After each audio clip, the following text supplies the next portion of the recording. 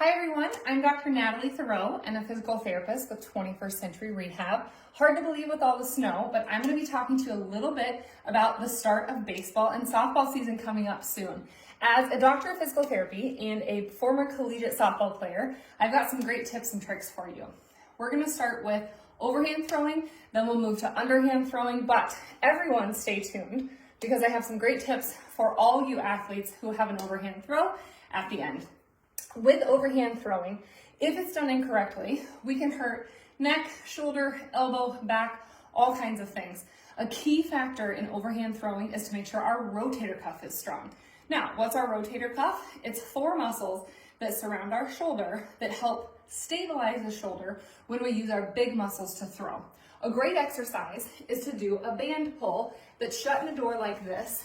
You're going to grab a hold, make sure your elbow's straight out from your shoulder, and you're going to pull backwards on that band, twisting it. You can also go the other way and turn around and pull forward with that band. If you don't have a band, you can always use just a light weight and do the same exercise. It's not quite the same, so you can always stop by one of your local 21st Century Rehabs, mention this video, and you can get a free band. Now to move on to underhand throwing. The biggest key with underhand throwing is actually our legs. So the stronger our legs are, the faster we can pitch, the less we'll have to whip our shoulders, which is where we come around and whip the shoulders. We don't like that.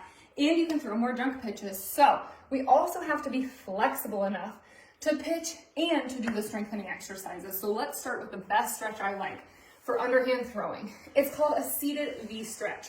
So sit on the floor, both legs out. You want to keep your back nice and flat and your toes up and just lean forward into that stretch. Hold that for about 20 seconds. I like to do that before I pitch.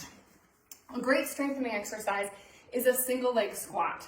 I like to use a step for mine. When you go down, make sure that that knee doesn't cave in and make sure it doesn't go forward. So keep your weight back when you do those single leg squats. For everyone, here's our key factor that is number one with throwing. We need to have a strong core. One of the most simple core exercises is just a plank. Both hands on the floor, both feet behind you, and just hold that plank. An alternate way, if you want to make it a little tougher, is to just tap those elbows. You can also do a side plank. Those are great too. All right, guys, thank you so much. You now have some great exercises for your shoulder, for your core, and for your legs for throwing.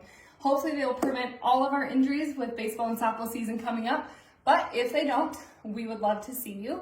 So give one of your local 21st Century Rehabs a call. Thanks, guys.